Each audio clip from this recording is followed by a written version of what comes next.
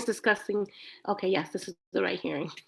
I thought it said vaccines, sorry. I'm like, we're discussing commercial vaccines in Boston? Wait a minute, that's the wrong word. Okay. Do you know who's in the house?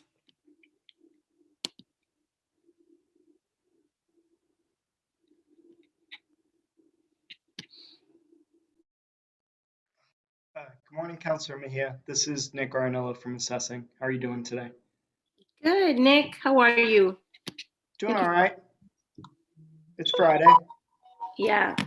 I'm going to start sending you some people that have been emailing me, asking me questions that I have absolutely no answers to. So I'm hoping that you can provide them with some input. So I'm going to make do what we can. Okay, thank you. Natalia. Good morning, Counselor. How are you? Good to see you. Likewise. Yes. I like that pink. Yeah, you know. Spring. It's springtime. We can start wearing our spring colors. I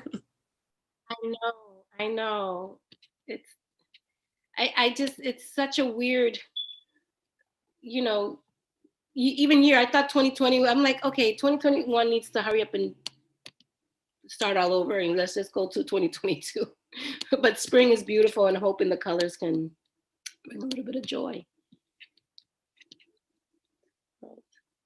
I believe we have some attendees. Should I let them in? Or are they in already? Jake, Jawan, Kobe, Priya, Sheena. Are they in our Zoom already? Michelle, do you know? They're currently in the attendees mode. So when it's their time to speak, we can let them in. Okay. And I just wanted to say we're recording live and ready to start whenever you are. Okay, great. And I know that one of our panelists, Sheena Collier, has a hard stop. So we are, she'll be joining us sooner rather than later. All right, so then let's get started. I really want to be super mindful and respectful of everybody's time. So let me get myself, let me make my screen, the font a little bit bigger for myself. Okay. Wow, that is big. Okay. So I'm gonna gabble us in. I'm calling this hearing to an order. For the record, my name is Julia Mejia. I'm a city councilor at large. I'm also the chair of the Boston City Council's Committee on Small Business and Workforce Development, as well as the lead sponsor. In order of recognition, I also would like to know that we've been joined by at-large City Councilor Flaherty. And I will continue to announce my other colleagues as they come on. In accordance with Governor Baker's March 12, 2020 executive order, modifying certain requirements of the open meeting law and relieving public bodies of certain requirements, including the requirement that public bodies conduct its meeting in a public place that is open and physically accessible to the public, the City Council will be conducting this hearing virtually via Zoom. This enables the City Council to carry out its responsibilities while adhering to public health accommodations and ensuring public access to its deliberations through adequate alternative means.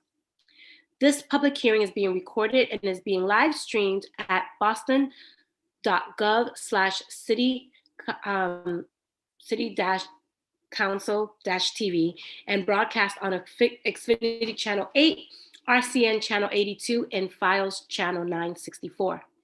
If you wish to testify via video conference, please email michelle.a.goldberg@boston.gov to sign up. When you are called, please state your name and affiliation, residency, and limit your comments to no more than 2 minutes to ensure that all comments can be heard.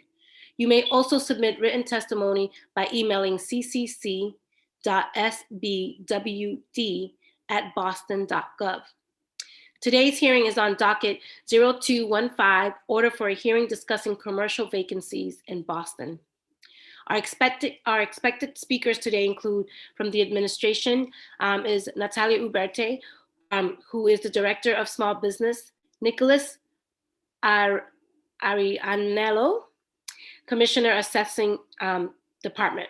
And our advocates is Darrell Weathers, Voices of Liberation, Jacob Lee DeFore, Community Activist, Priya Lane Bizgrow, Director, Lawyers for Civil Rights, Sheena Collier, Executive Director of the Collier Connection. And I also believe we have someone from BECMA who will be joining us as well. I would like to begin with my own opening remarks, and then I would love to just quickly transition over to my colleagues. So this is a hearing order that was designed entirely by the community. We have had the pleasure of working with Jarrell and Jacob, both who are serving as panelists this morning's hearing. They approached our office because they were passionate about something that we all have been seeing going on across the city. It feels like every year, more and more storefronts are empty along our streets, especially since the start of the pandemic. We have even seen storefronts become, I just want to make sure, can you all hear and see me? Okay. Yes, we can. Yes, we can, Council. Okay, great. I thought my internet said was unstable. It feels like every year, more and more storefronts are empty along our streets, especially since the start of the pandemic. We have seen even more storefronts become vacant. A recent study report in WBUR found that 60 to 80% of commercial lenders are tightening their purse strings when it comes to handing out money for small business loans. So we're in a situation where it's incredibly hard for people to access brick and mortar storefronts. We know what the problem is, and we have the opportunity in this hearing to talk about what solutions to this problem could look like. I look forward to hearing from our panelists and to working alongside everyone towards finding a solution.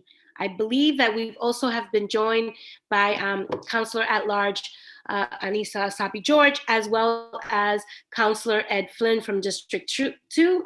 Would love to give you all an opportunity in the order of arrival to say hello. So I'd like to ask my colleague, Councilor Flaherty, for your opening remarks. Thank you, Madam Chair, and also for hosting and for sponsoring. Very timely, just given everything that's going on throughout the pandemic, and even as we head into what most are forecasting is a recession. So obviously our business community, particularly our commercial stakeholders, are key to this discussion.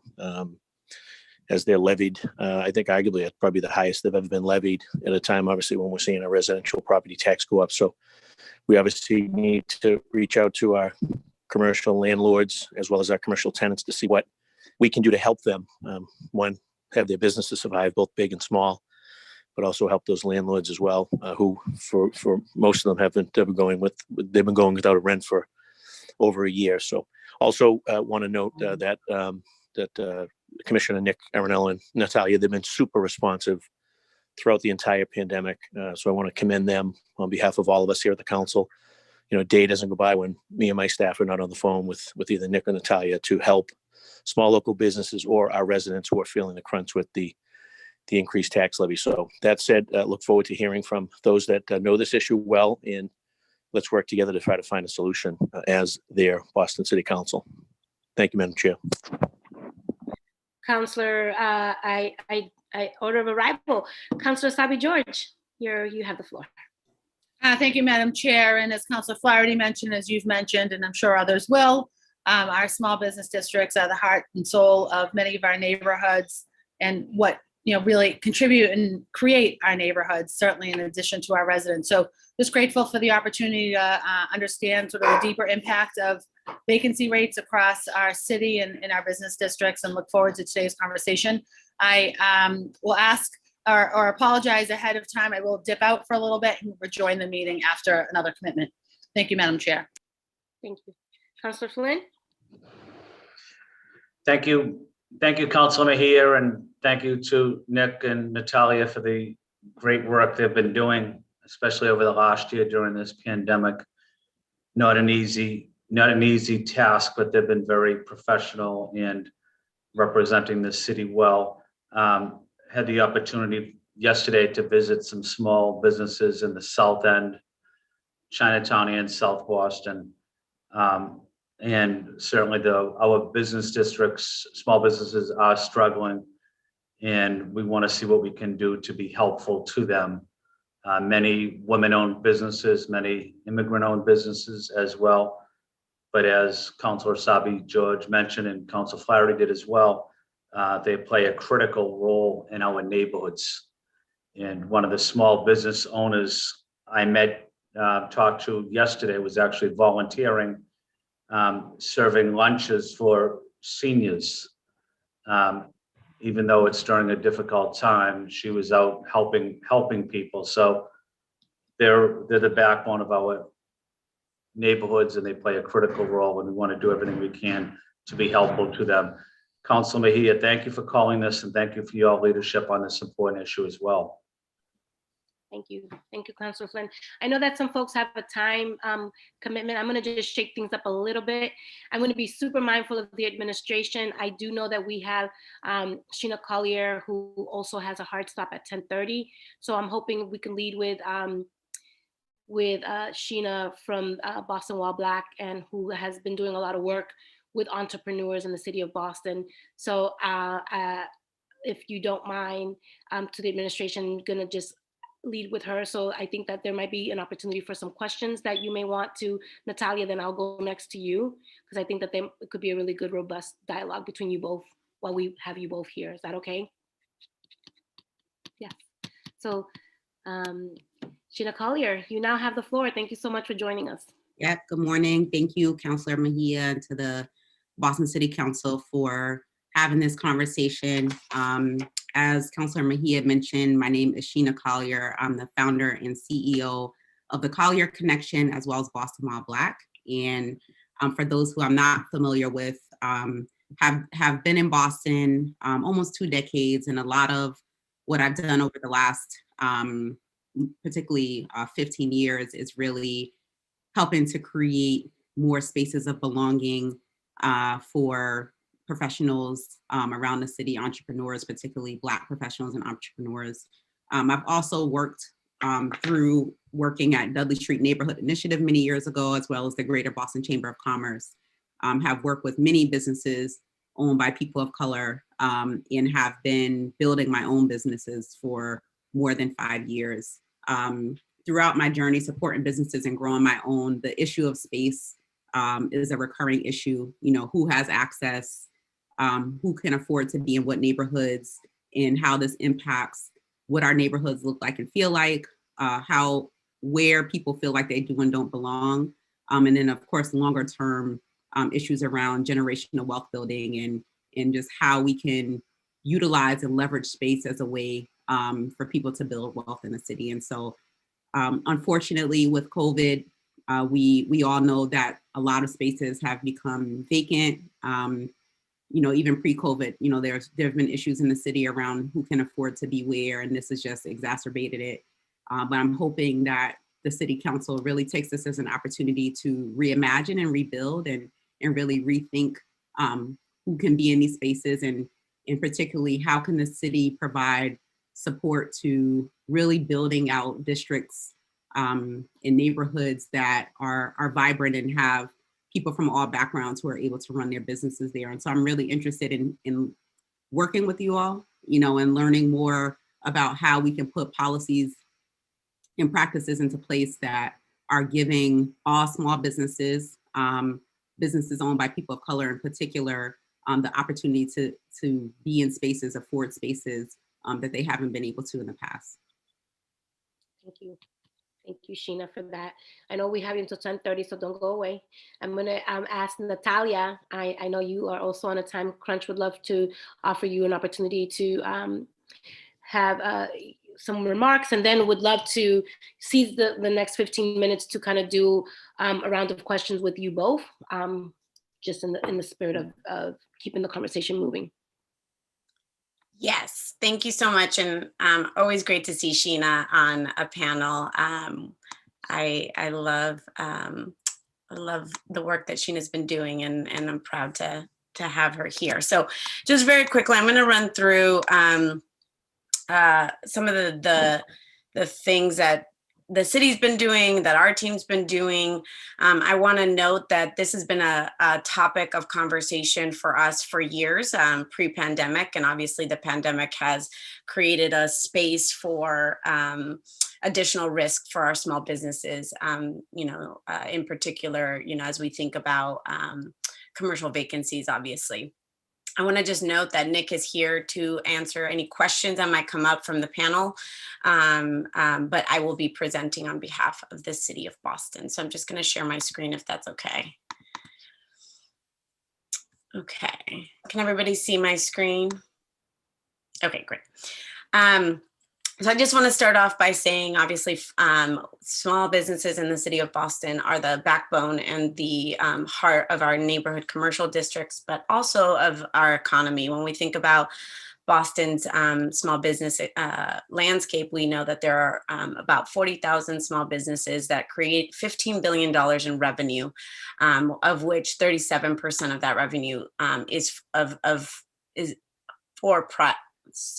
private for-profit businesses.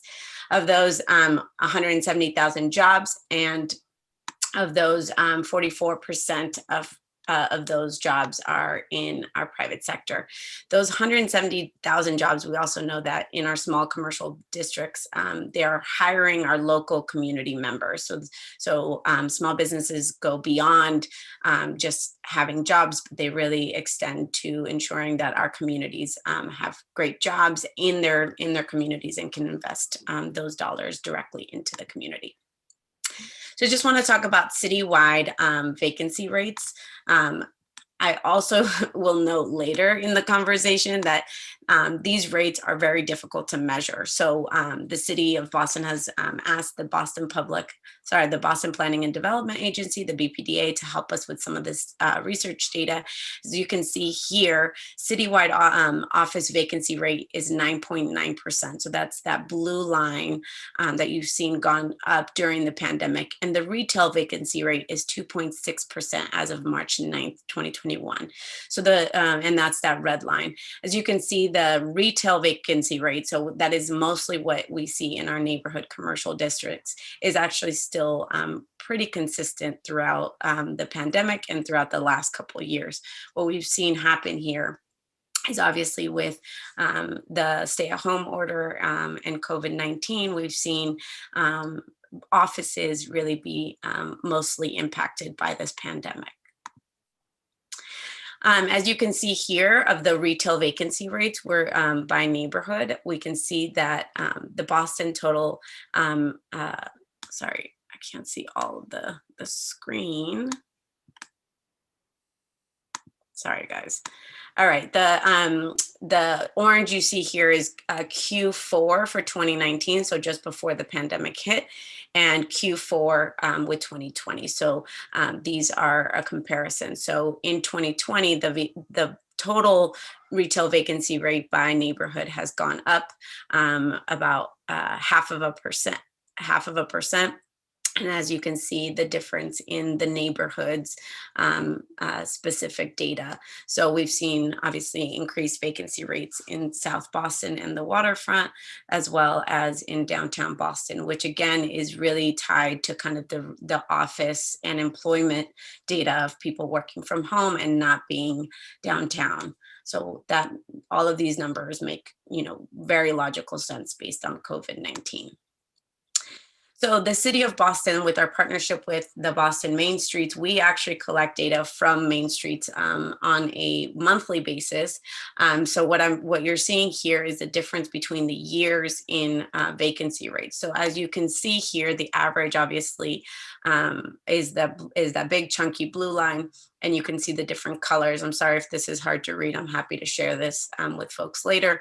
But we actually see, if you can see here, this is the 2020 number versus the 2017 number. So we have seen some decrease in the vacancy rate, but again, this is self-reported data, so it is not super easy to measure. This is what the Main Street directors are reporting to the city on a monthly basis.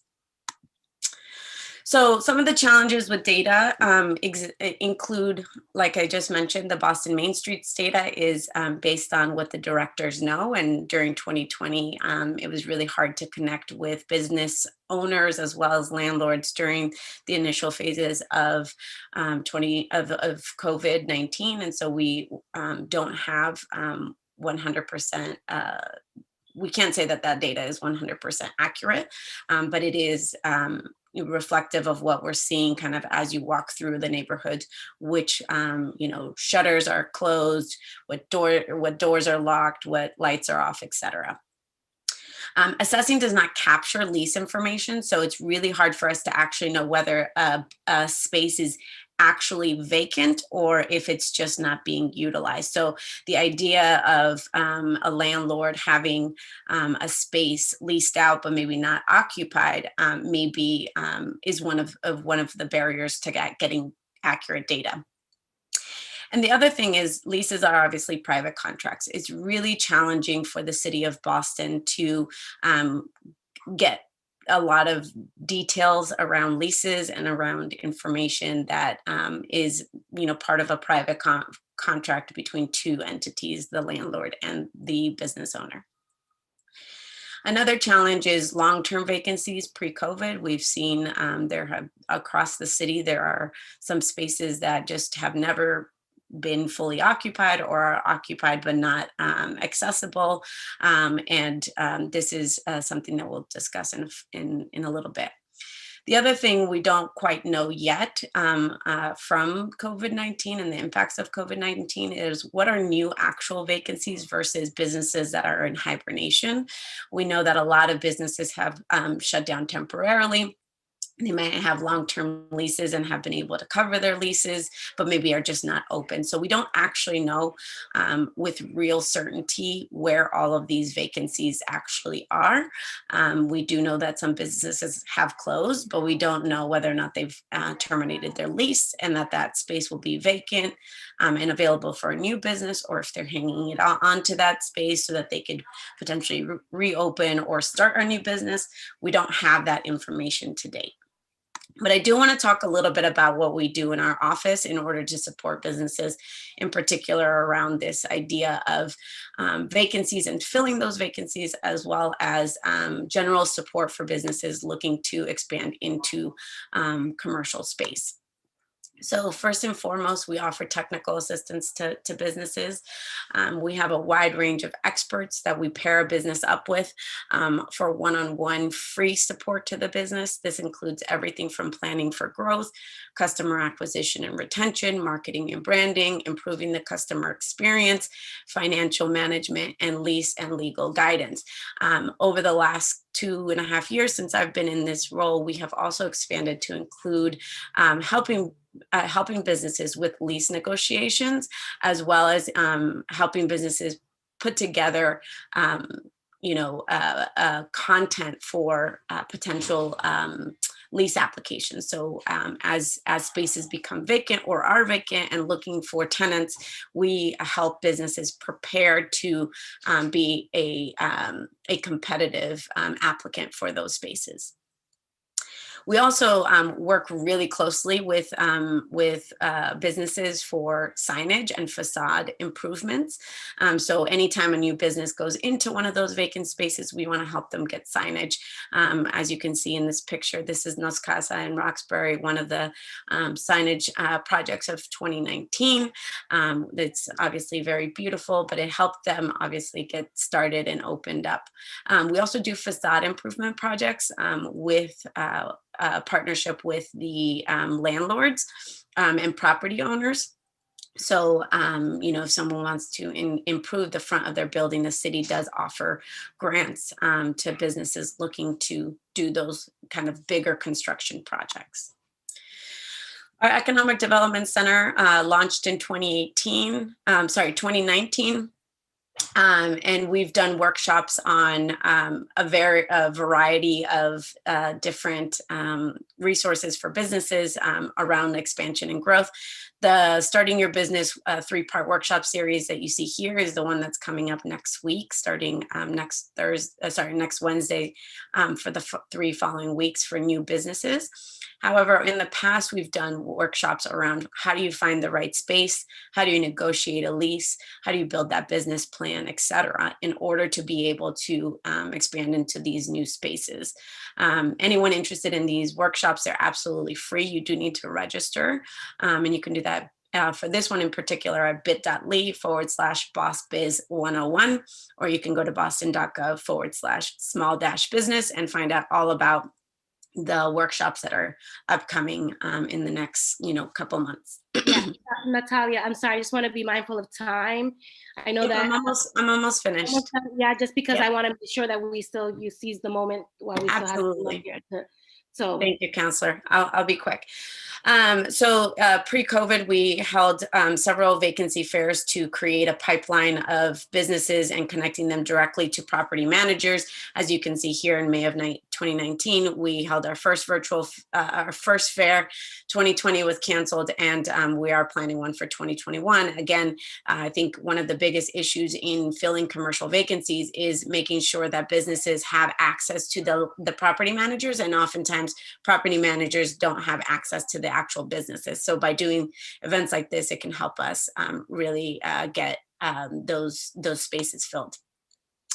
Also want to just talk about some ways in which we're using vacancies in creative ways. We're looking for partnerships always. There's a great organization called Spacious that actually takes vacant spaces and activates them in different ways.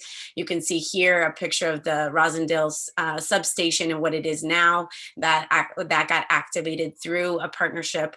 We're also doing, different types of art installations and pop-ups for vacancies to ensure that we're not just letting those spaces sit there and be idle.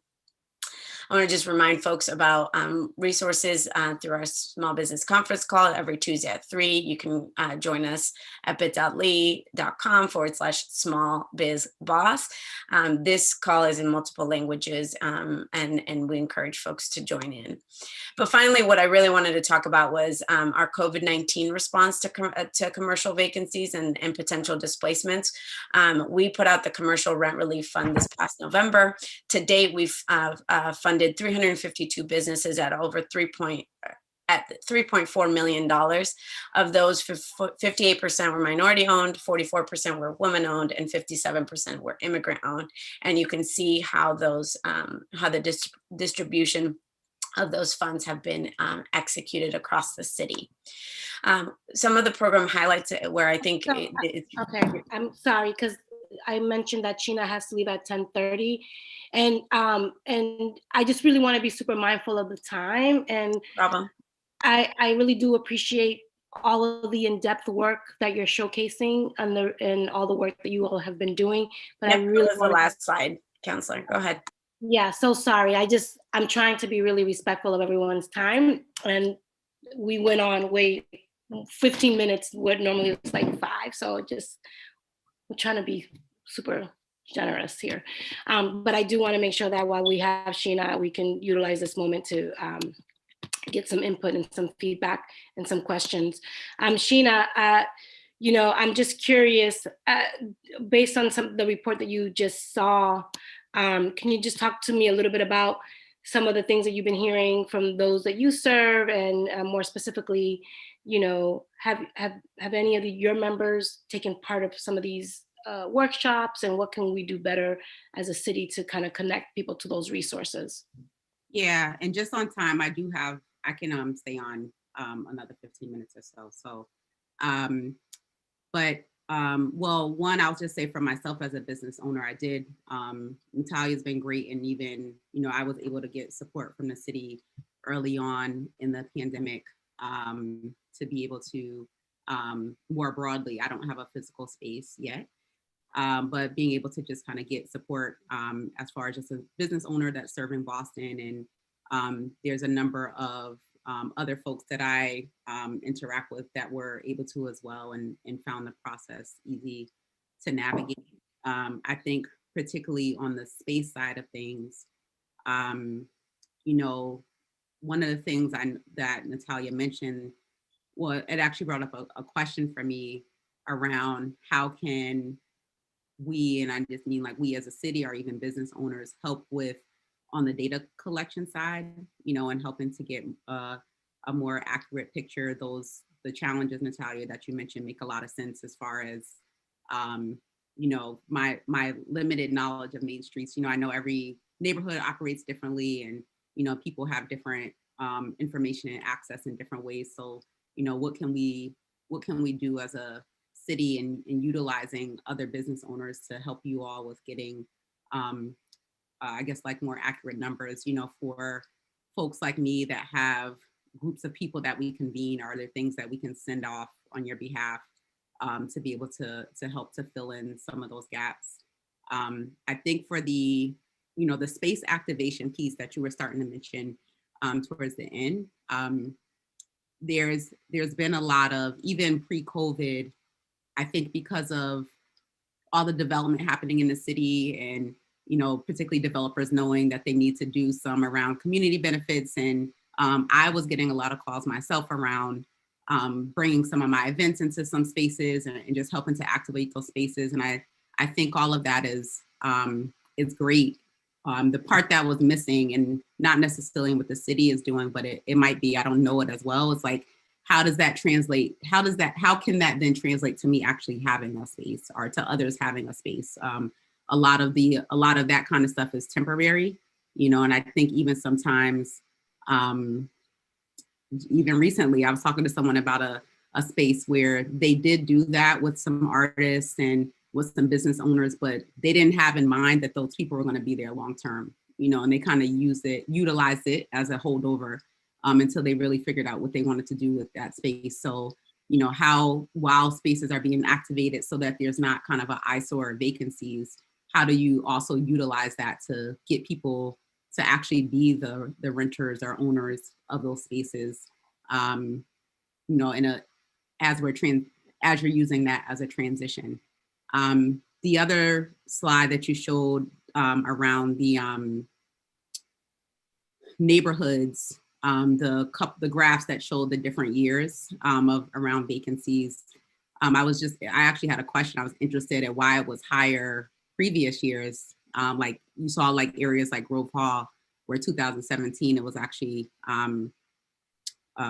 more vacancies than now. And I don't know if that's just about the amount of businesses there are now or the amount of space that there is now. But again, how can we as a community and a city really work to almost do, and I'm saying this knowing that the city does some of this, but I don't have time to edit myself. So, how can we do more mapping of like what we want those neighborhoods to look like, and then find the business owners to go into those spaces? I think that there's, I'll just speak for folks that I know, a lot of us are too small maybe to have our own spaces, but we have examples of kind of incubator spaces or shared workspaces that are happening around the city. How can we do more of that as a way to get people's foot in the door and give them the opportunity to have, whether it's office space or other kind of maker space, as we as a city continue to build out, kind of bigger plans of what we want the city to look like.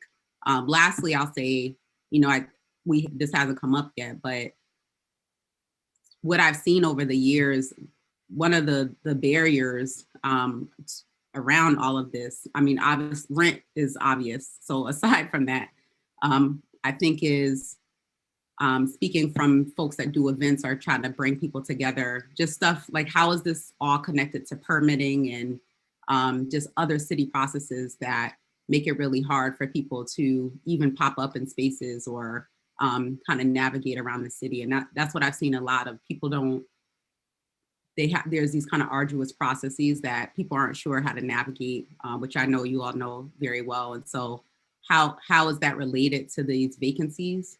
How is it related to kind of like how people are and aren't moving around the city? There's obviously a lot of opportunity right now in the Seaport in those areas. And so while we're talking about what's going on in the neighborhoods, how are we also moving people into those, vacant spaces that these bigger corporations are leaving vacant as well? Yes. So I'm glad that I led with Sheena because you covered a lot of the questions that I had too. And one in particular is really about making sure that when we're thinking about creating opportunities for small minority businesses, that we're not just regulated to Dorchester, Roxbury, and Mattapan, and that we're looking at how we can occupy space on Newberry Street, Faneuil Hall, and other parts of the city where the dollar is circulating. So would love to get some insight in terms of kind of the work that Natalia, you and your team are doing to address some of the things that Sheena mentioned, but I also really kind of want to double down on some of the stuff around access to storefronts across the city of Boston, not just in distressed neighborhoods.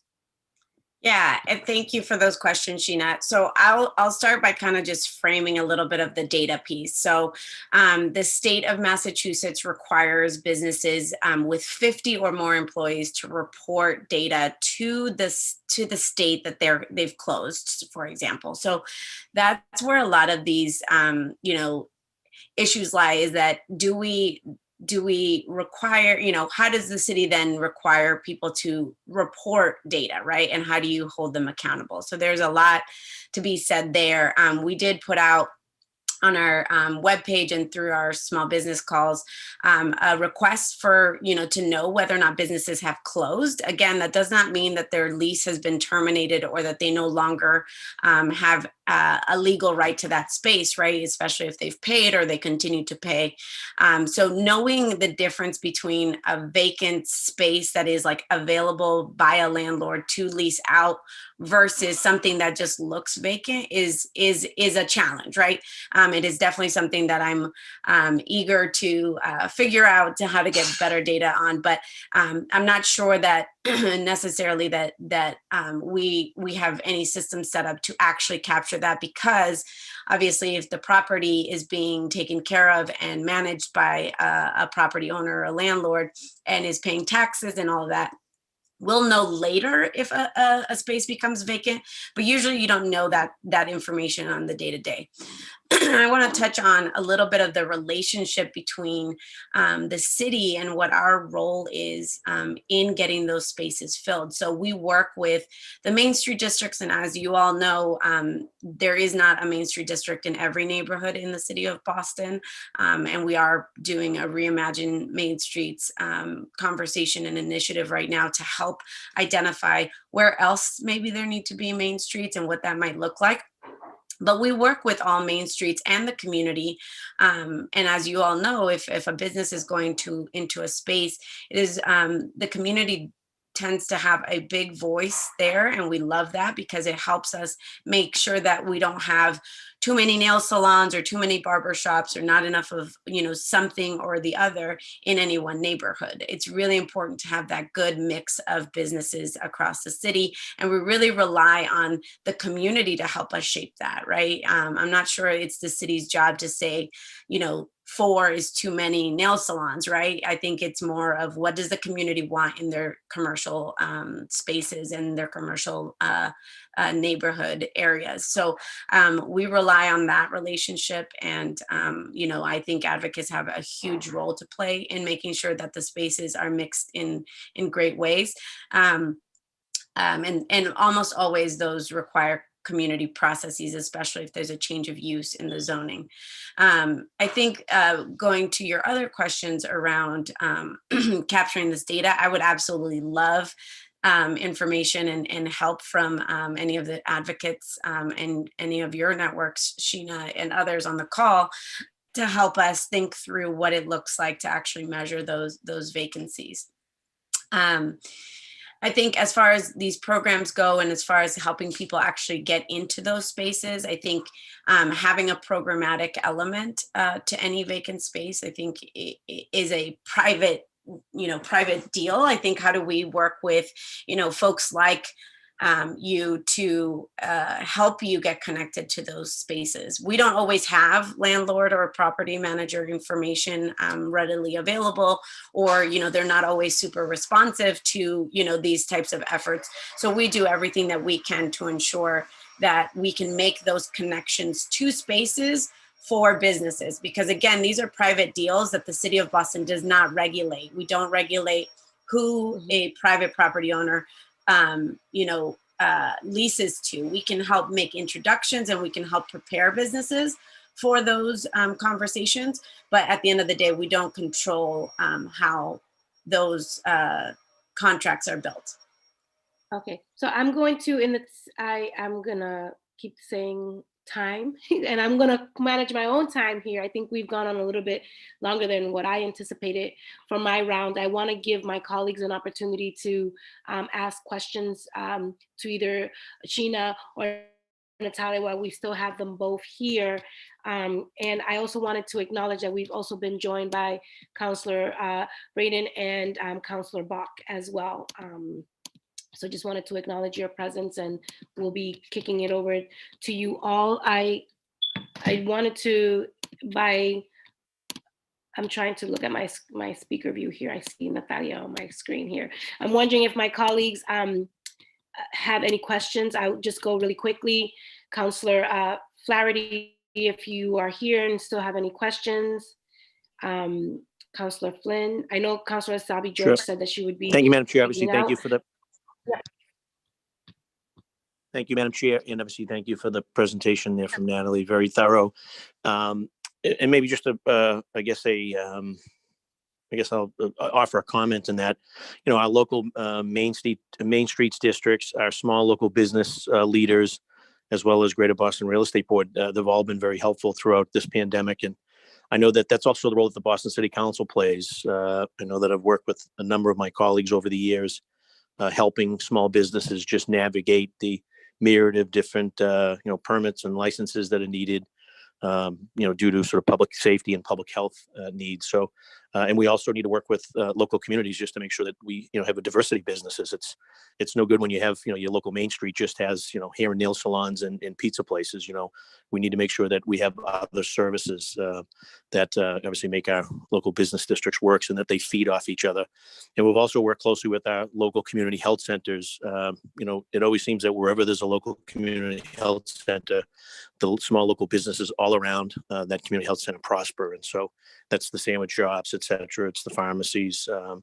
So again, just being strategic, I guess, about that business, where they want to locate, and, you know, working with your local elected official, working with folks like Natalia and her team, and the Main Streets District, I think will go a long way to help. And that's kind of what we do. I know I do, and my staff does it regularly. I know I work with colleagues doing it, that going through that, the process of just opening up those doors, letting them know who to call, calling on their behalf. Those are things that I think that, you know, that's why we get elected to the Boston City Council, to help people navigate the bureaucracy and to be helpful as any way we can. So to the folks that are on this line that are interested in either opening a small business or trying to keep their small business in their neighborhood, feel free to call my office or any of my colleagues' office, because that's what we do as your Boston City Councilors. Thank you, Councillor Flaherty. Councillor Flynn, any questions or comments that you'd like to share? Then I'd like to invite Councillor Bach, followed by Councillor Breeden. Thank you. Thank you, Councilor Mejia. I just want to say thank you to both Natalia and Sheena for their testimony, for their leadership, and working together. I think that's what we need going forward, is continuing that, developing those partnerships, ongoing communication, and making sure that our small businesses continue to play a critical role in our neighborhoods.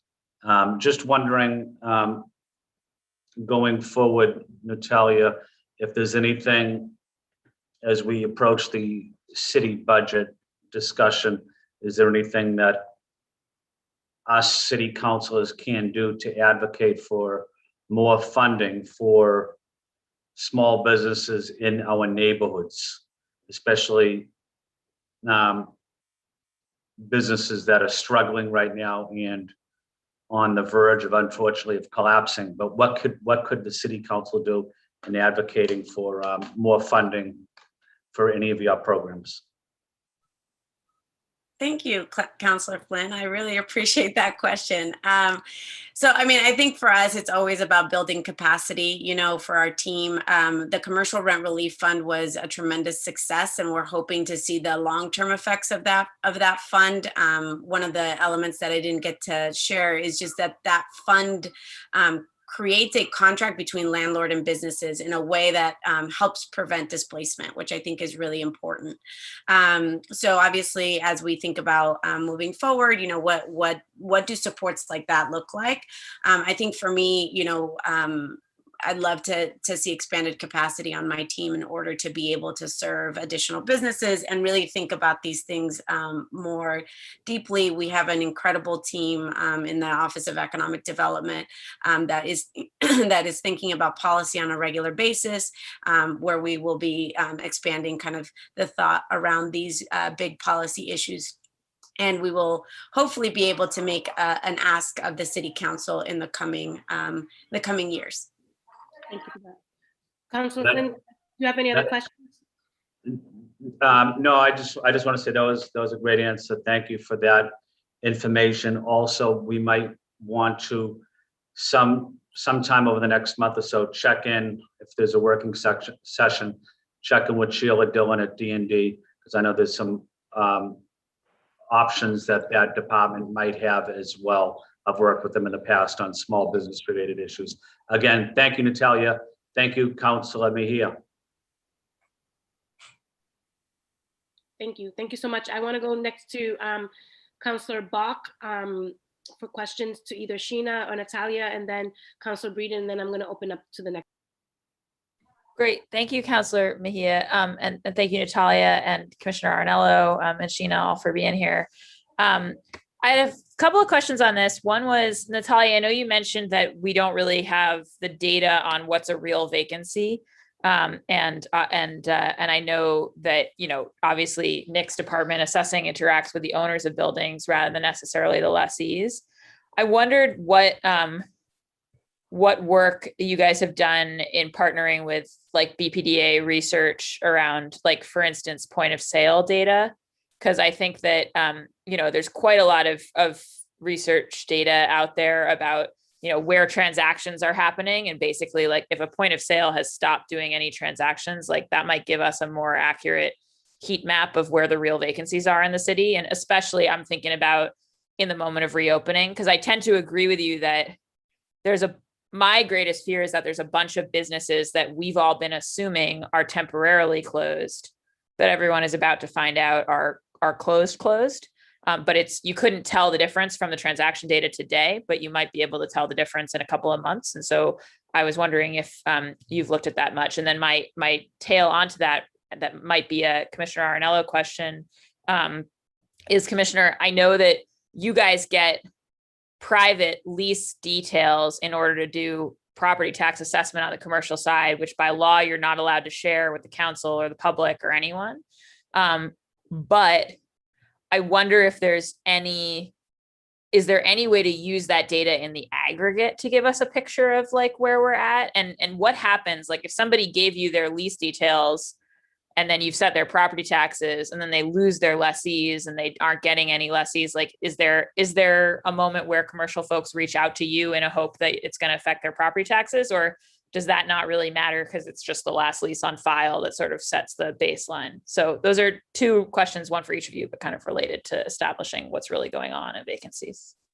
Thank you, Councilor Bach. I'll be quick. So we do work with the BPDA every day. They actually helped us pull the information for this particular councilor hearing.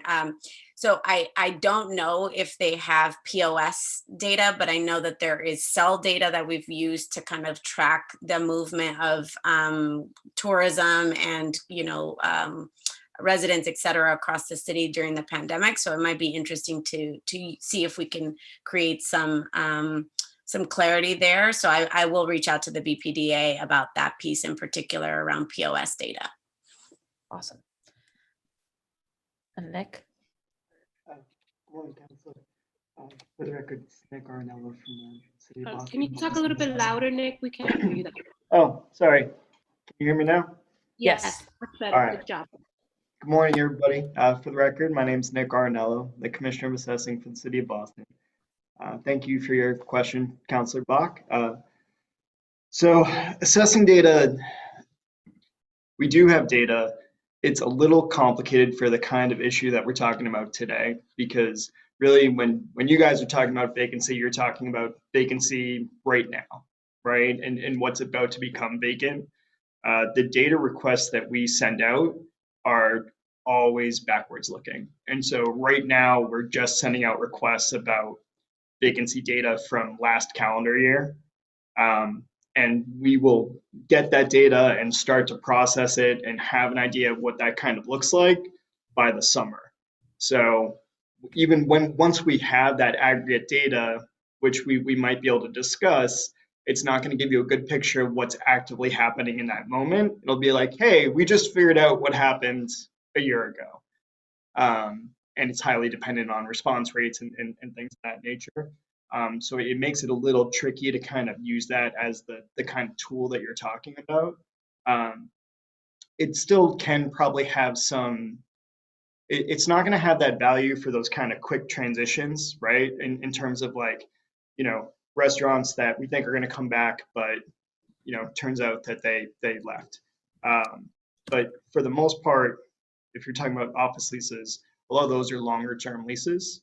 And so you can kind of get a vacancy data from last year from an office perspective can still be useful in terms of current vacancy, because when you're talking about businesses that have 5-year leases instead of 1 or 2-year leases, it's a lot of this also gets a little bit into the problem that Natalia was talking about, where you can have something that looks vacant, and as far as assessing is concerned, it's not economically vacant because someone's still paying rent.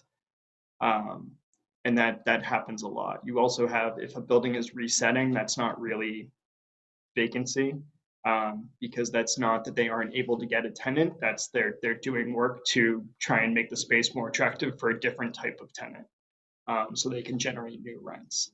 And so that gets tricky. In terms of what we value, we're not allowed to value property based on what is actually in that space at any given point in time. So for commercial space, we're always supposed to value it based on this kind of hypothetical, what would that space have generated in rent if it were using current market rents for the value time that we're looking at. So basically what that means is we don't tend to use actual vacancy when we're valuing something, the same way we don't use actual income generated. We use kind of an estimate of what, if something were leased out at market rates, what would that income be? What is a normal expense ratio? What is a normal vacancy rate for something that has achieved stabilization?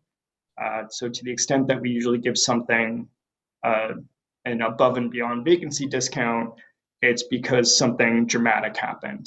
Either it's a brand new building that we're giving an opportunity to lease up, or there was some disaster and something emptied out completely, and they're facing a circumstance that isn't normal for something that's already achieved stabilization. Got it. Thank you. I'm sorry, Councilor Bach, I just want to be mindful of time. You want to ask one more question, and then we're going to move on to the next panel. Yeah, sure. I wanted to say about this, what I think is important is, I think as we think about coming back from the recovery, we're going to want to find ways to incentivize exactly what Sheena described, right? Like actually locating, especially our neighborhood businesses, our Black and brown owned, women owned businesses in these like commercial vacancies, including right downtown and neighborhoods I represent. And it feels like the tricky thing about all of the economic development stuff is you want to incentivize behavior that wouldn't happen otherwise. You don't want to just give money to people for things that they were going to do anyways. And so the question of like, how do you establish a baseline of like something that's actually been vacant, been meaningfully vacant, right? And then like, the city is helping to support them moving one of these clients in. I think we need to think really carefully about what data we have that could help us set up a responsible program on that front.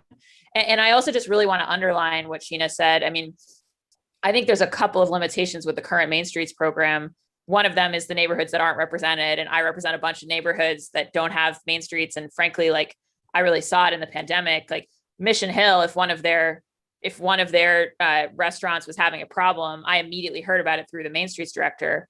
Fenway, it would take weeks longer for things to trickle up because there was nobody walking the street being like, how are you guys all doing? And I think that makes a real difference. And I'm glad we're looking at that. But I also think this question of the one thing about main streets is they're location based. So the question of like, how do you move something across? Like, I bet a lot of folks have read in the Globe, right, about Bintamani and them, like, losing their spot in Roxbury South End and going, this is this West African restaurant, right, getting snapped up to Providence downtown. Like, we need a mechanism where Boston downtown is saying, oh, you're losing your lease in the neighborhood. Like, wouldn't it be great to have you here? Mm-hmm. And because we're in these location-based system, like that kind of cross-cutting isn't happening. And so I just really want to raise that. And Councilor Mejia, if I can just put a question on the record, because I know we're time, but like, for Natalia, I do really want to know a little bit more, and it might be an info request reply afterwards about the small business relief fund. I think it's awesome that $3.5 million we got out. I certainly heard both from people who were thrilled to get it and from people who didn't get those funds because like, it seemed like sort of there were various time cutoffs, their landlords hadn't gotten back to you guys in time, et cetera.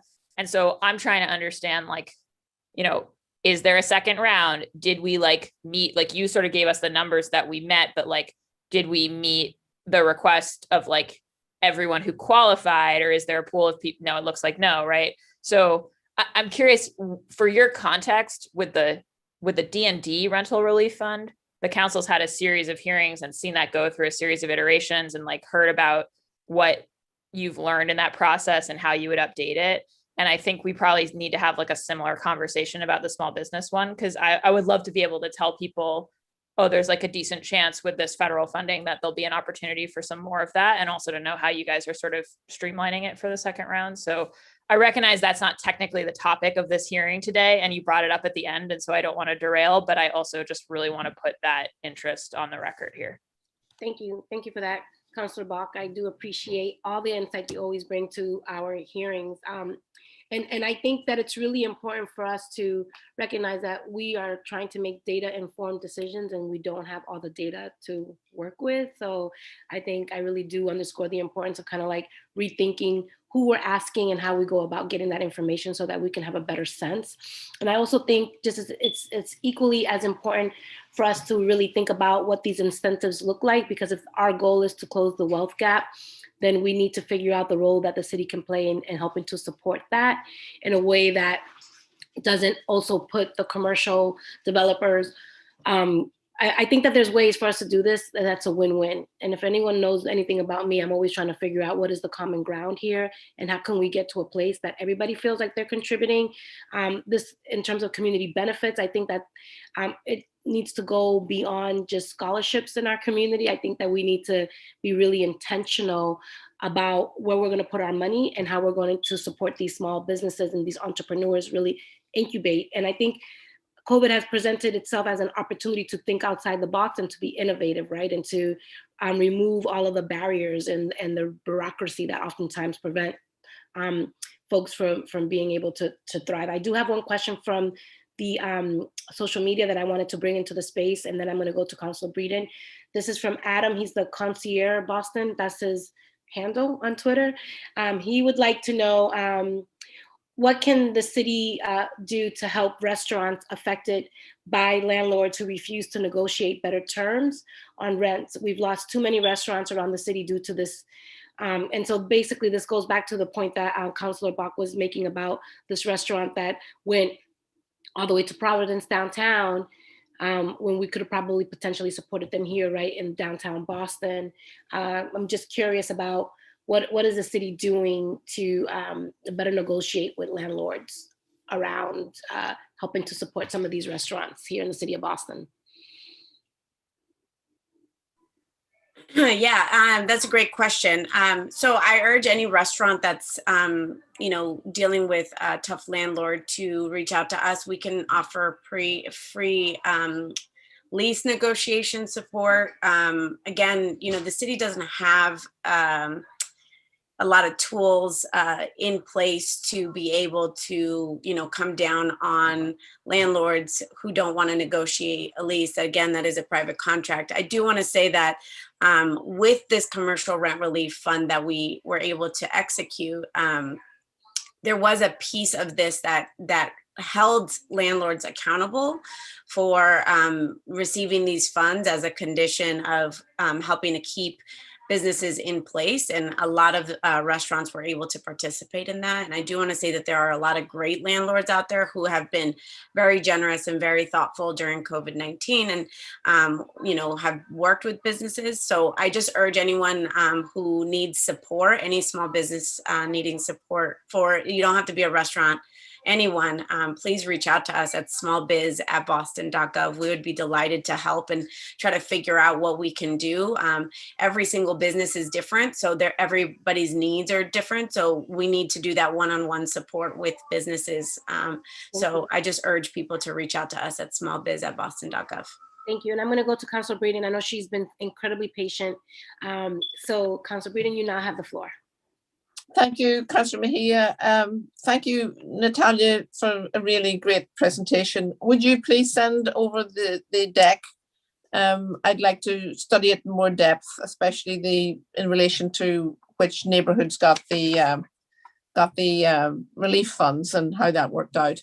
One concern I have is that when an area is being redeveloped, that we see a lot of displacement of small business, and one thing we advocate for, maybe not that successfully, is that when developers come in, that they do recognize, just as we need affordable housing, that we also need affordable retail space as well. So I don't know what your office is doing in that space, or if it's something we should be more aggressive with. Thank you for that question, Councillor Breeden. I think, so there isn't a lot of there's not a lot of formalities there around, either pairing up those spaces in new development. But we have started working with the BPDA on doing some early conversations with developers about those retail spaces, about what type of business they're looking to put in there. How do we help connect them to some businesses who are ready or, able to grow or expand their business into new space. I want to just be, mindful of the fact that our job is to make those introductions. Again, we can't really do a lot around securing, a business in a space. All we can do is help prepare that business for that application. And we've actually been able to do that in several spaces in partnership with some of the developers across the city, and where they say to us, hey, we're looking for a X type of business. Here's the price point. Can you help us connect to businesses? And we've been able to do that more, like I said, more informally, because there is no actual legal way for us to build that partnership. All we can do is make those introductions. I think around affordability, I think this is a bigger conversation that we have started to have, and with Chief Dillon and D&D, with the BPDA around affordability, but there are trade-offs there, right? So in order to have more affordable retail, we need to think about the affordability of the entire development project, and whether or not that is something that the community is willing to work with us on, because I think we don't want to take away affordability from residential space in order to give space for affordability at the retail level. I think a lot of that does happen to come down on the landlord or the property owner around getting good tenants into those spaces and what that might look like. But we are thinking creatively. Again, this is more on a policy level, and I think a project by project level, to identify ways in which we can make affordability of retail spaces more accessible. Very good. Thank you. Madam Chair, I unfortunately I have to jump off. I will review the tape and thank everyone. And I look forward to getting the slide deck and perhaps having a further conversation with you very soon. I'm Thank happy you. to do that. And Councilor Breeden, just so you know, you do have, I know that the PowerPoint was shared with everyone earlier today. Very good. Thank you so much. Thank you, Councillor Mejia. No, thank you so much, Councilor Breeden, and sorry that we took a little while to get to you. I'm going to now move on to the our activists and our community voices. I mixed it up a little bit, so we had some community voices in the front part, and now we're going to move over to our second panelist. I'm really going to encourage all of us to really keep our comments to 5 minutes, reminding myself of that as well. So I'm going to start off with Darrell Weathers and Jacob from Voices of Liberation, who, as you all know, I mentioned in my opening remarks, were the leading force behind all of this effort here. And so just wanted to make sure that they were both on camera and ready to go, because in many ways you brought us here. So thank you. And like just the lighting on your background, let's make sure that, you know, we could see you good. So do something with the backdrop, with the light coming in from that window, just so I got you. You know, because we need you all to be seen and heard. Right? There we go. All right. All right. How's that? Hello everyone. My name is Darrell Weathers. I'm a Black man from Boston. I'm born and raised in Boston, Massachusetts. Today I'm fighting for a policy that could possibly change the democracy in the third most gentrified city in America. Being a Black man in Boston, I know how it feels to work a full-time job and still be homeless. Never mind renting a $40,000 box for a commercial space. The idea that we wanted to talk to you guys about and wanted to share with you all is a commercial vacancy tax, which we all talking about. And I'm gonna swing that over to my brother Jake, who can go more in depth. So yeah, so thank you all for joining us. We are continuing this conversation. Some of you were able to join us in November of last year for the Housing Policy Summit, the Equity Summit. Shout out to Councilor Bach, you know, all the other folks who was there. And so basically we're continuing on that mission. And so that all came out of a conversation that we started around, you know, basically vacant units and filling vacancies in our neighborhood. This conversation was started before COVID, and while COVID has, I think, in a lot of ways shed light on, you know, pre-existing inequalities and divisions in our community, I think in a lot of ways this problem will still be here when COVID is gone, unless we, you know, undertake drastic systemic change to the way we approach it. So, you know, I'm also a lifelong Bostonian, born and raised in Jamaica Plain, and where we kind of got the spark to take this issue on was initially as residents, business owners, and community organizers looking to have a space in our community to do stuff. Similar to Sheena, who spoke earlier, you know, we've been working for many, many years. We have a business that's just past its 10-year mark. We have a nonprofit organization that we've been, a community organization we've been doing since high school. And so basically, we've had work to do, but never a place to do it in our community. And that was something that we could see for many others beyond ourselves. And then at the same time, walking up and down my main streets in JP, we can see vacant units that have been vacant for 10, 12 years, where we know the landlord kicked them out, raised the rent, and has been sitting there waiting for somebody to pay a higher rent ever since. And we've spoken to them, you know, as, hey, we live in this neighborhood, we're trying to access this space, and met a lot of those roadblocks and barriers because, quite frankly, what Kenzie Block was talking about, there's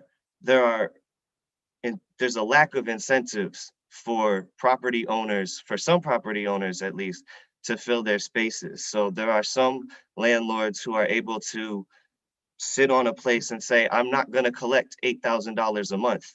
I'm just going to ask for it. And that financially serves their business. And what that means for the community is there's 3,000 square feet of prime real estate that just sits there for year after year after year. And what we need to do is not only, I think, incentivize what getting people in there, what we've all been talking about in terms of filling those spaces with community members, with businesses led by women, with businesses led by immigrants, with businesses led by people of color, by businesses led by people from the neighborhood. Not only saying, hey, if you do that, we have something for you, but also having perhaps some sort of disincentivization or some sort of reason why it wouldn't make business sense to sit there and let it sit empty. And I think one of the ways that we proposed doing that was a vacancy tax or some other mechanism that says, hey, you landlord have determined that you would rather let it sit here than charge a lower price or make it affordable to the community. That's your decision, it's your property. But since you're trying to own it here in the community, there needs to be some sort of measure and some sort of toll for the impact that that has on the community. So if you choose to leave it empty and vacant, we need some sort of offset that we can use to invest in other spaces that the city can maintain as open and available to people in the community affordably. And then you can have your storefront sit empty if that's what you want to do. Or you could also rent it out at a lower rate that somebody from the neighborhood could afford, get somebody in there, avoid that penalty, and maybe also incur the benefit. So I think that's the overall idea. And we had that idea more broadly for all forms of property. We're having this community conversation today around commercial vacancies, particularly because we recognize that it's easier to sort of tackle them one by one, and also that they're sort of separate in the way that they work and function.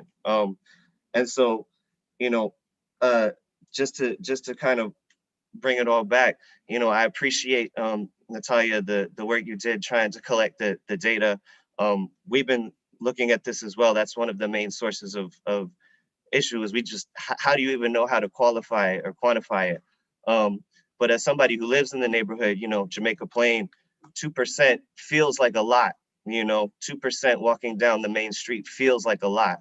And especially as someone who's tried to open a store, it felt like, man, there's nowhere to go for us. We fortunately just got into a space, but I think we got into the only space on Center Street that wasn't $5,000 a month. You know what I mean? And I think that's a problem. That's something we need to address. So one idea for data collection and one idea for enforcement is the city has a lot of power in terms of when people register, you know, like a commercial property, when they file for occupancy permits, when they file for, you know, letting the city know that they're there. I think that's an opportunity where we could check in on an annual basis and say, hey, is this vacant? And ask them. And again, we're relying on some self-reporting there, but it could set a baseline. And on the flip side, when it comes to figuring out how to actually, you know, get people to, you know, contribute to this offset or to follow the program or to be encouraged to lower their rent, I think one of the ways that we could enforce that on the city side is look at the power we have to withhold occupancy permits or building permits for people who don't comply with the vacancy tax or the vacancy offset or whatever we need to call it. So that's our idea in a nutshell. We brought this forward as community folks who just wanted to see it happen. And then this conversation, you know, was the logical next step. So I'm sure you have received some written testimony as well from folks from the community. And I'd like to turn it back over to Darrell to just really speak from that perspective of my neighbor and my brother who's been helping bring this issue to all of your attention. Thank you, President. I just want to just say and keep it short, sweet, and simple. I really just think Boston has been capitalistic forever.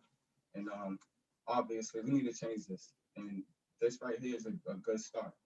In other countries, this has been utilized. It has a track record of insuring the people. So let's ensure our people today. Everybody who's watching here, who has some type of chance to change this democracy, I'm close to the pain of the people, of Black and brown people. And we need to change this. And single household, the mothers, everybody needs a chance, you know what I'm saying? And this is the start to changing more corruption too. Because if people own businesses outside of just in these neighborhoods where they're not making money, I mean, it changes the dynamic of the people. So please be mindful and know that this is very, very serious, because vacancy is not a game and it's been going on way too long.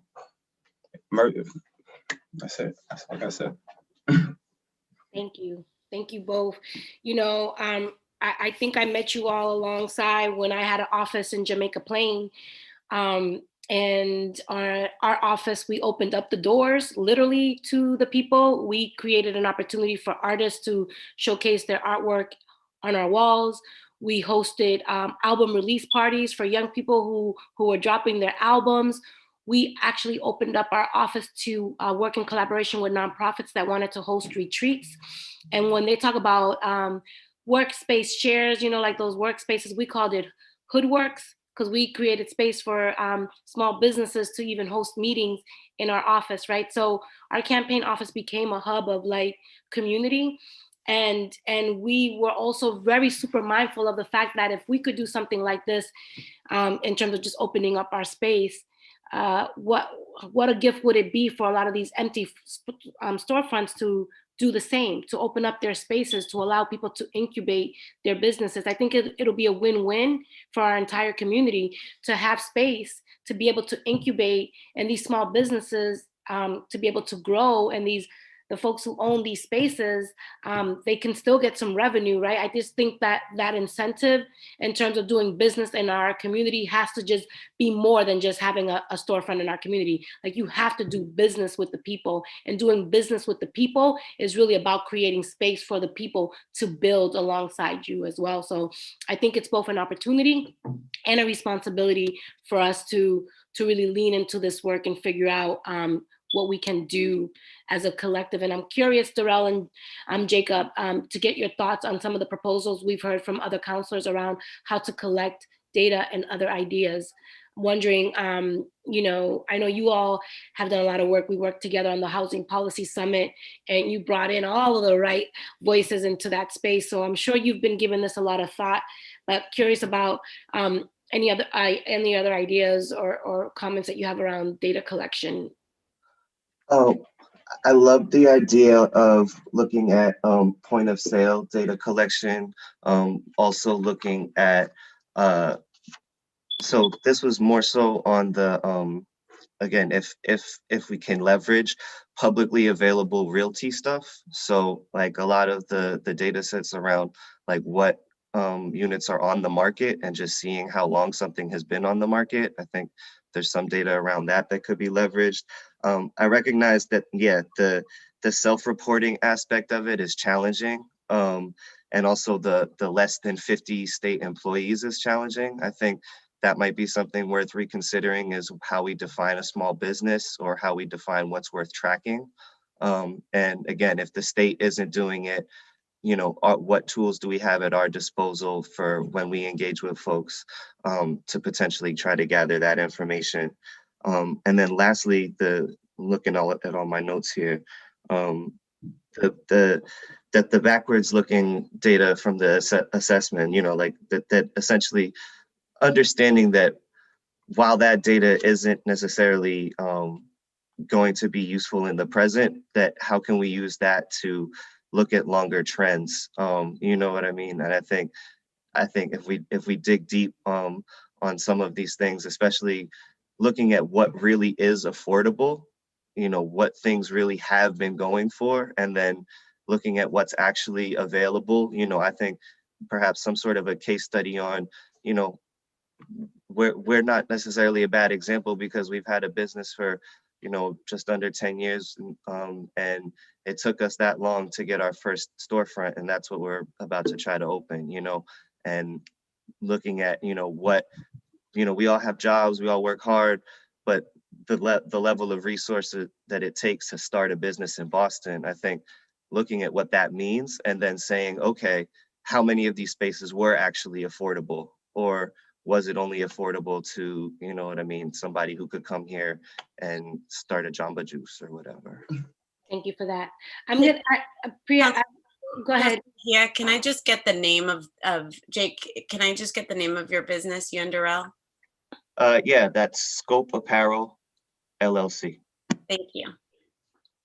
And I know, Priya, you are also here with us today, and I wanted to just make sure as we continue with the lines of our community voices that you get to speak. Priya Lane is the director of Biz Grow at LCR, and would love to open up the floor. Hi, everybody. Thank you so much, Councilor Mejia. My name is Priya Lane. I direct our BizGrow project at Lawyers for Civil Rights. At BizGrow, we provide free legal assistance, technical support, and business support to minority, immigrant, and women-owned small businesses. Growing wealth in historically disadvantaged communities have always been an important part of the civil rights movement. And for 20 years, this year, we've been helping to close that wealth gap by fueling equitable economic growth for small businesses. And we do that through free legal representation, technical assistance, and legal workshops. So every day we're working with small businesses who are really struggling to find and maintain commercial space in the city. These small businesses will work for years, as Jake mentioned, to get to the place where they're ready to open a brick and mortar, and then will look and find no available spaces in their communities. And so often it's an issue where there is no option in their price range. And as we all know, it's not easy to get a small business loan, and that's getting harder every day. And so they'll either be forced to abandon their dream of opening a brick and mortar in their own community and stay virtual, or have to shift their business model away from that, or force them to move out of Boston into the suburbs, forcing them to open their small business outside of their own community, which is, never what they wanted.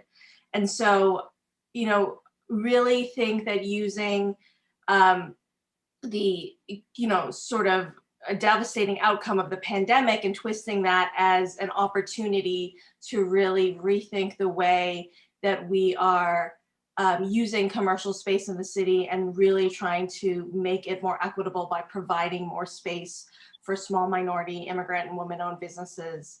And we would love to work with the city and support any actions that the city would take to make this process a more level playing field. Thank you. Thank you for that. I'm curious, I know, I believe we still have Councillor Bach on the line. Wanted to know if you had any immediate questions for Darrell, Jacob, or Priya. Yeah, thank you so much, Councilor Mejia, and thank you to all three of you for speaking before us, and frankly, all the work that you're doing on this issue already. You really are experts as well. I guess I have a question. It's sort of for the whole. I'm grateful to the administration panel for still being here, because it's kind of about what they've been saying and sort of reflecting it back to you all. I mean, like the thing that I hear Jake and Darrell describing, it's something that frustrates me, and that I hear frustrating residents around the city all the time, which is people can't understand how it could be economical for people to keep these spaces vacant for 10, 15 years. I mean, or 5, right? It seems crazy. And based on, and I still feel like I don't really understand it, but digging into it a little bit, it seems like a thing that gets worse the more our property is owned by a small group of large property holders. Because if I'm like one person who owns one building and I leave it vacant, like, because I'm chasing a higher rent, like over time, I'm losing a lot of money. But if I own a whole portfolio, and for instance, like on Newbury Street, which we talk about all the time, is a great economic destination, and we really want to make sure it comes back after the pandemic in a big way, but which frankly has a crazy number of vacancies. Part of what's going on is that we've got owners who own a lot of portfolio on the street. And so they're thinking about, oh, if I set this lease too low, it'll affect what I can get on all the other leases on the street. And so they're willing to have that building sit empty in order to help drive up the rest of their portfolio. If it was the only building they owned, that would be much harder to do. And I guess I'm worried about a dynamic where property ownership in general in the city gets driven more and more to these like large investors. And that after the pandemic, we see the folks who are deep pocketed scoop up the desirable locations. And so I just, I want to strongly agree with Jake and Darrell that we have to think about what are the incentives and disincentives that we have currently, and like how do we fundamentally shift that structure. And I'm curious whether on the city side, assessing has a lot of insight into what the market actually looks like because of all the information you collect. And in terms of economic development, like those conversations that you make happen, Natalia, like what seems to actually move the needle with getting landlords to decide that it's in their interest to do these below market leases? And are there any of the things, I know you can't sort of commit the administration today on these things, but are there any of the things that you're hearing folks say that seem like directions that if we actually went, it would change their calculation? Because we've got to do something. I think otherwise we're just going to end up more and more living in the town of like a small handful of major commercial landlords. And that'll be good for chains and terrible for local businesses. So I'd love to hear a little bit about how you understand their calculations to operate here, because it doesn't make any sense to the average citizen why they sit vacant on our main streets. It doesn't always make sense to us either, Counselor. So I do want to say that I think that there's a variety, again, like every space is very unique and there's a variety of reasons why a space might be vacant. I know that, for example, I know that there's a space in Center Street that at one point was a hair salon, a lot of water damage to the floor, small time property owner, don't have a lot of liquid cash to then be able to invest in their space. So they're waiting for a large, a high rent business to then potentially be able to, use that money to reinvest in the floor to then be able to actually have someone in there. So I think there's property issues for a lot of landlords, especially those small landlords that don't have a lot of liquid cash and don't have those large portfolios, that I think we have been trying to think about creative solutions around, because that's not always something that we know until somebody brings it up and we can engage with that landlord. I do want to say that for the first time, our office, due to the pandemic and due to this commercial rent relief fund, we actually have access to landlords for the first time in ways that we didn't before. Both for the main streets, they now have access to them because they've worked with them throughout the pandemic. And for us, just collecting data and having be able to, for us to be able to contact them and ask them questions and engage them. So I'm thrilled about kind of moving this conversation forward. I can't speak to why, landlords wouldn't be willing to rent out a space, an individual space, a specific space to, an up and coming business at a lower rent. I can't speak to that.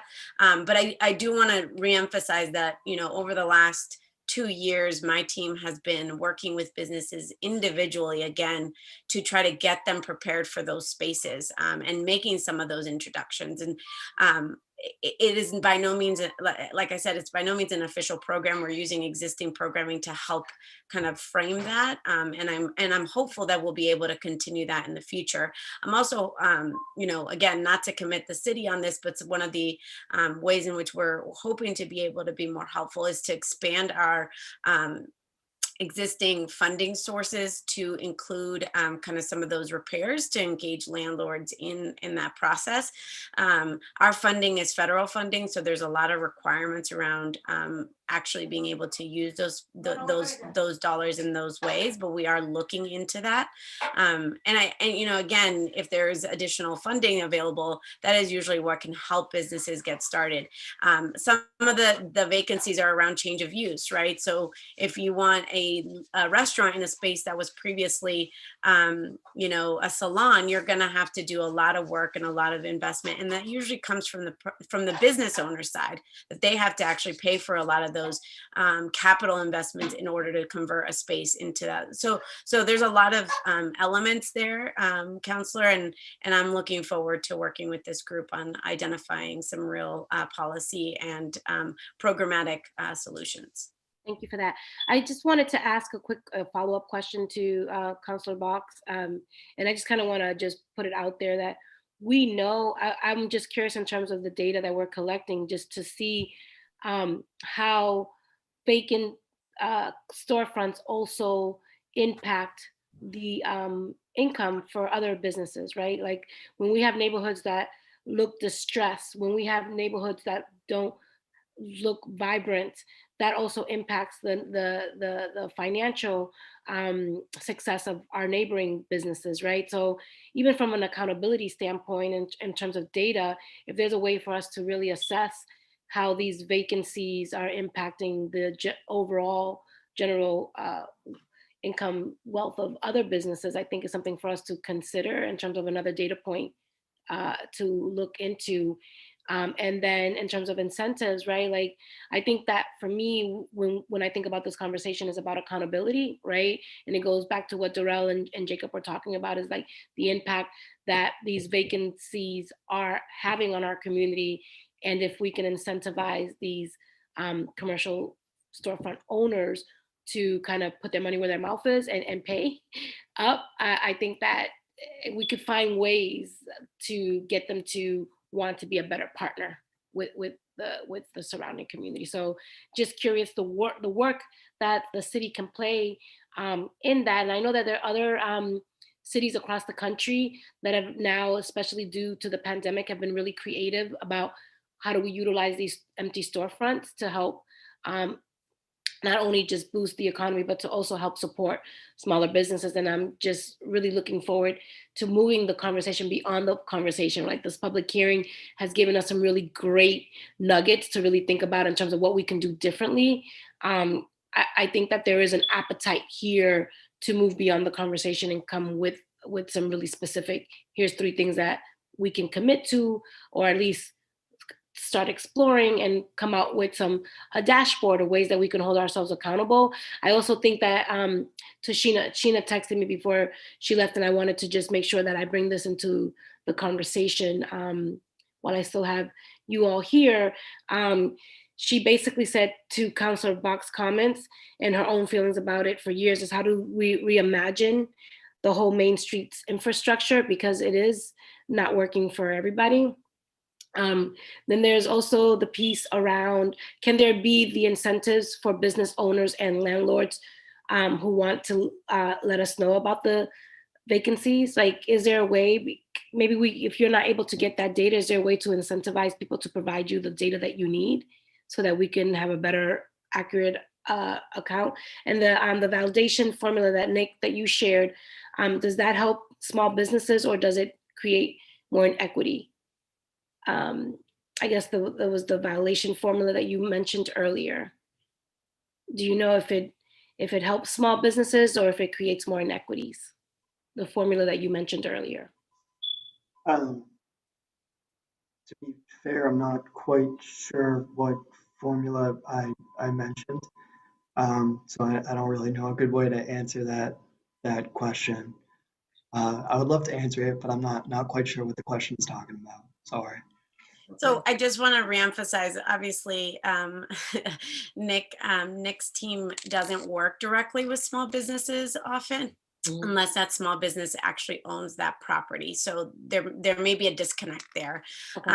And just to touch on the point about Main Streets, I urge everyone here and anyone listening at home to get involved in the Reimagine Boston Main Streets program.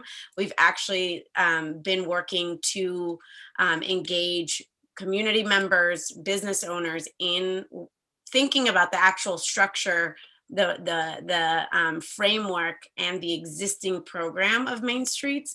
So that is happening right now. You could go to boston.gov/reimagine-Main Streets and get that information.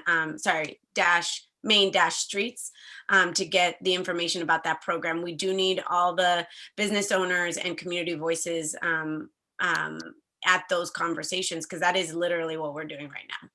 Excellent, thank you. So Priya, I wanted to just ask, wanted to get your thoughts on some of the proposals that we've heard. And we've also seen the office space vacancy rates skyrocket since the start of COVID, and would like to, what would you like the city to do to help fill these vacancies by local small startups? Yeah, thank you. So I've liked a lot of the ideas that we've had here. The vacancy tax, I think, is especially one that is interesting and can go a long way to sort of change that cost benefit analysis that a lot of the landlords are going through when they decide that it's okay to just keep these, spots vacant. We're seeing a lot of small businesses struggling because they can't negotiate with their landlords now. There's no longer any moratorium on commercial evictions. And so landlords are moving quickly to evict because they have that tool in their arsenal again. And it hurts sort of the negotiation process on both sides. I commend Natalia and her team for everything they've been doing to help small businesses negotiate with landlords. And, we know that it's a private contract and that puts a lot of restrictions on what the city can't and can do. But anything that can go towards putting more of the power on the side of the small business and less of the power on the side of the landlord. We saw during the moratorium on commercial evictions that our small businesses suddenly had a little bit more negotiating power, and it made it a much more equitable conversation. And so, anything that can level that playing field a little bit that the city can do should, help to kind of make it an easier process for them. Thank you for that. Natalia? Yeah, I just want to respond. So I think almost immediately when the pandemic hit and the eviction moratorium was put on residential properties, our team worked really closely with the state on making sure that the governor extended that to commercial vacancies. So it was definitely something that's been on our mind for a long, long time, even prior to obviously the pandemic, but more immediately during the pandemic. I think as far as vacancy tax, it is something that we're talking about on a policy level. Again, there's a vast difference and vast different impact on small-time property owners, which we know are a lot of the folks in our neighborhoods are small-time landlords who maybe have 1 or 2 properties. Maybe they own 1 building with 4, commercial properties. And those folks are really usually connected with us and willing to work with us versus kind of those larger property owners where a property tax might not be incentive enough. So we don't want to disproportionately impact the small-time landlords that are doing the right thing by putting a tax, in place because they can't afford to fix up a space. So then they can't bring in someone because they can't pass inspection. Like there's a lot of underlying impacts of that. So we are thinking about that on a daily basis where we're trying to explore what those right levers are to pull in order to ensure that we are incentivizing having those properties filled. I also, want to reiterate how important it is for folks to be engaged in these processes as new businesses are coming online and supporting them, and then just connecting with our office. We can't know what your issues are if we don't know what your issues are, so we can't help you through that if we don't know that you're there. So again, I just urge folks to reach out to our team, smallbiz@boston.gov. We work very closely with LCR, Priya. We've worked together a lot, and we send folks your way all the time because obviously capacity is limited, and so we work with a lot of local small business development organizations that want to support businesses. And so I just urge folks to get involved in the process and connect with us so that we know what's going on with your particular property and we can figure out how to best help you. Nick, I'm curious, since you've been on and Natalia quickly let us know what you may or may not be able to kind of really lean into, but from a property tax and an assessment standpoint, what are some of the things that you have seen other cities do to address this issue, and where do you think, in terms of a best practice, we should be leaning in a little bit more into? That's a really good question. Thank you, Councilor Mejia.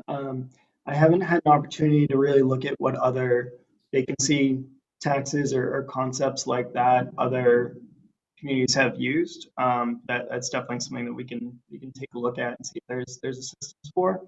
To kind of follow up on the point that Natalia was making, taxes, it's very interesting and it's worth taking a look, but taxes are kind of a very blunt tool, and it can be really easy to accidentally catch and hurt people that we don't want to hurt when we're doing something like a vacancy tax. So, for example, if you had a vacancy tax based on the percentage of space in a building, if you have someone that owns a huge building, that's 100,000 square feet, just for an example, they could have 1,000 square feet that's vacant, and that would be like all right, 1% of the building's vacant.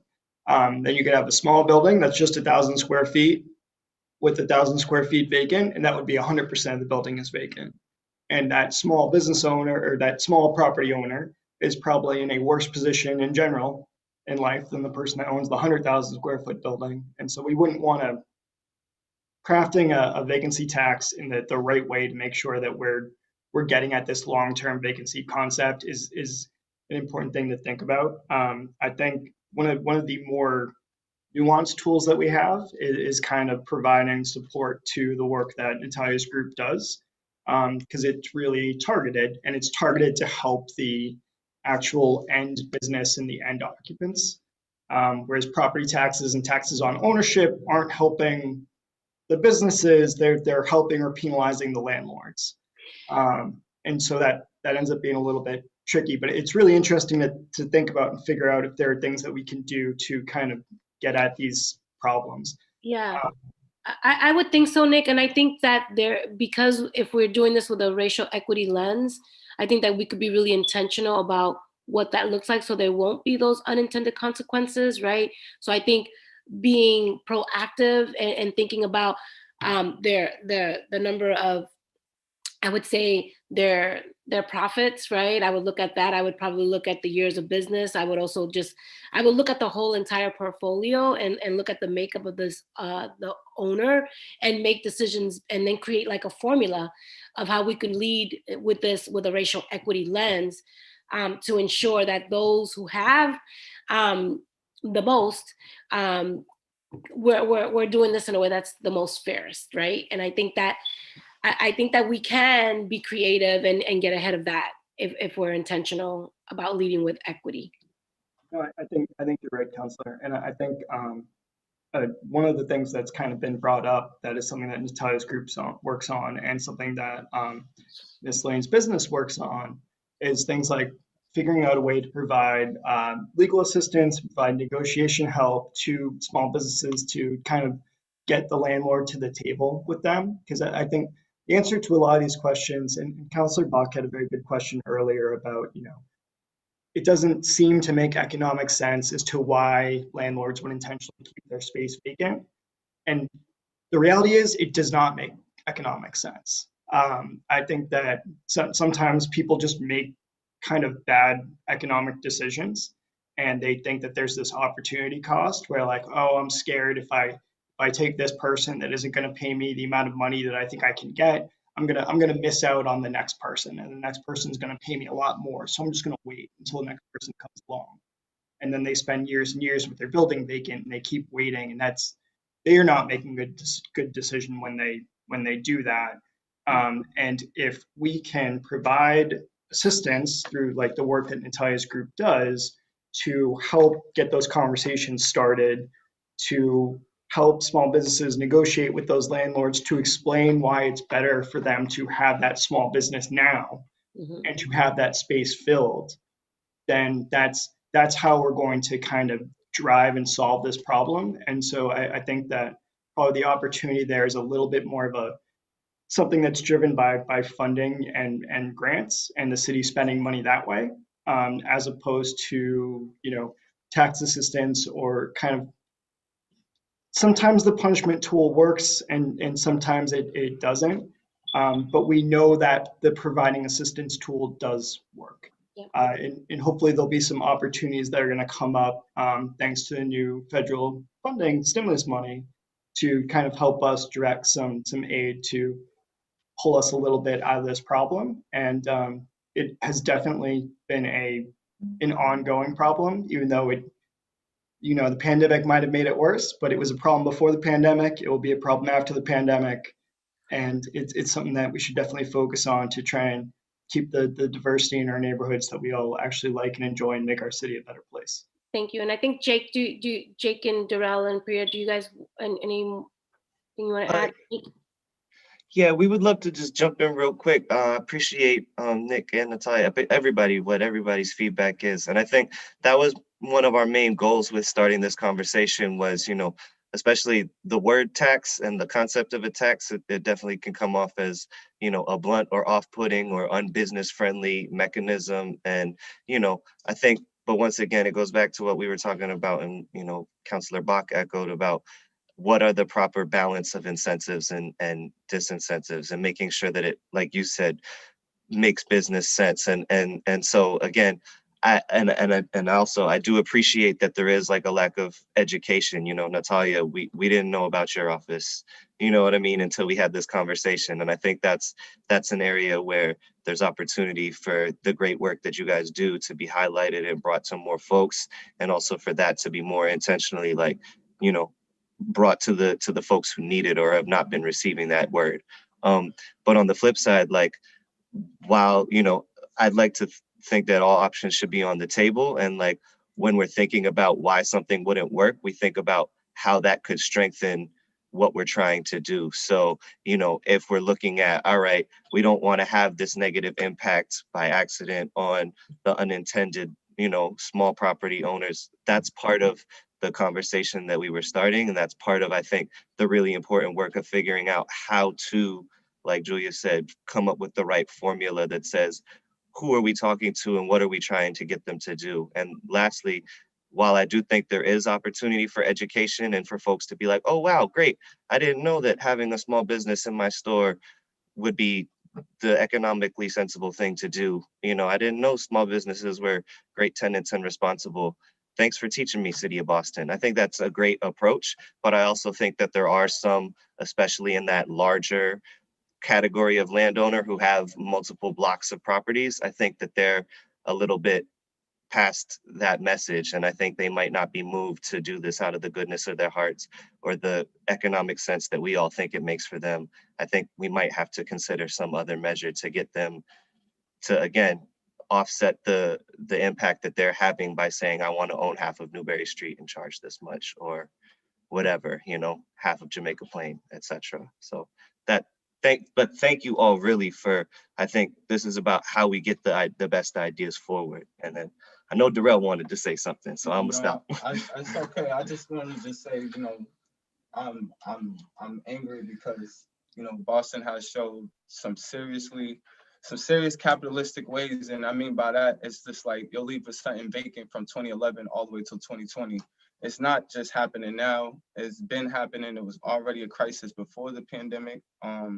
Only thing I can say is like, I really would like everybody just to like understand that if we could write this out the right way and we could figure it out for also the small business owners, that's great. But also, you know, we have to make some type of some punitive financial measure towards getting something towards these large developers and all these people who's coming into this city and just taking us out. We have to define ourselves and we have to do better. This is serious. This is not something that's going to be if we don't change it now, we could be running into a real serious problem within the next 5 to 10 years. Or it's worse than it already is. Real fact. Priya. Nothing more to add. I agree with everything that was just said. Thank you so much, Counselor, for convening us and having this important conversation. Thank you. Thank you. I also just wanted to give a shout out to the administration for really leaning into this conversation and really recognizing that this is it's all of us. It's going to take all of us to get there, right? And I think that the only way we do that is if we are able to have open dialogue.